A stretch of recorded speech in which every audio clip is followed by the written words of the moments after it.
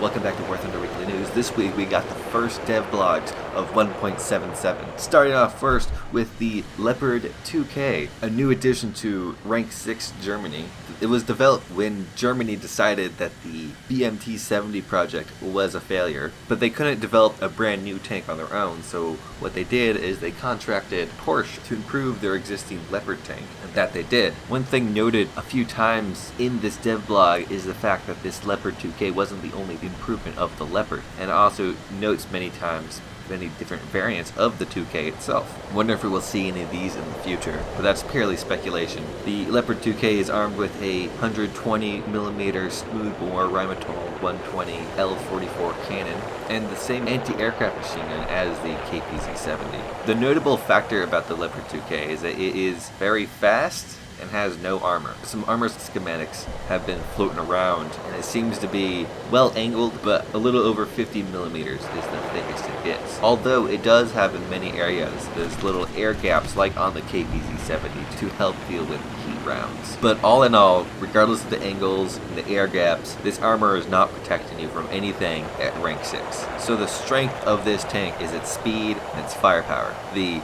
120mm cannon, as stated in the devblog, can pierce even the thickest armor found in War Thunder, which leads people to discussing its penetration power. Some people are saying it has 440mm, although another YouTuber many miles away made a great video covering the history and development of the Leopard 2K, I'll link that in the corner, saying that it could penetrate 470mm, which is enough to get through the thickest armor in the game. If history repeats itself, this tank will be a nuisance for quite some time. Then Gaijin will probably nerf the ammo. The other devblogs of the patch were not actually about content being added to the game, but actually an engine update. They're now rolling out Dagor Engine 5.0. The first devblog was about Temporal Anti-Aliasing. Visually overall, didn't seem to have too much impact. I'm sure those who have really nice monitors and strong PCs will take note, but for a lot of players, they're probably not going to use it because it will affect performance slightly. The other devblog about Dagor Engine 5 was rather strange. They decided to add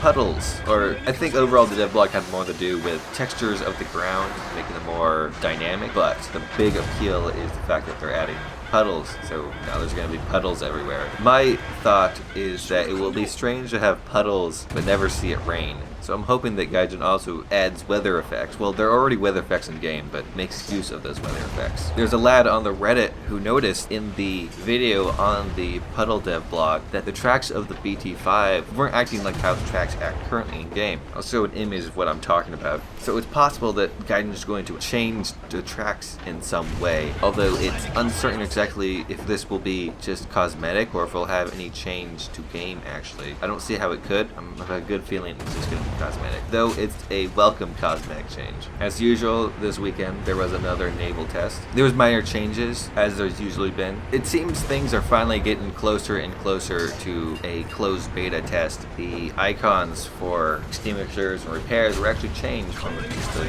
copy of the ones on tanks to their individual own ones. Interesting thing happened in the closed beta naval discussion forums, as a individual noted that there was a leak that happened 3 days prior to the 2K being announced, saying that 2K would be part of this patch. And there's a lot of people who claim leaks and get some things right. So typically I write those off and don't notice them. But oddly, Nim 1080p, the community manager, started asking questions where this leak happens, which made me think, why does he care so much about this leak? Maybe it has truth to it. So take it with a grain of salt because it's just some leak, some random site. According to this leaker, things that we can expect in the terms of tanks are the Challenger Mark 1, the Leo 2K, which we already have, and the T-64BB. In the terms of ships, we can expect a host of random ones that were only posted in pictures, and I can't recognize them all, so if you have a good eye for naval vessels, fill me in the comments. And it gets kind of fishy when it comes to the planes being leaked from this guy. He states the MiG-19,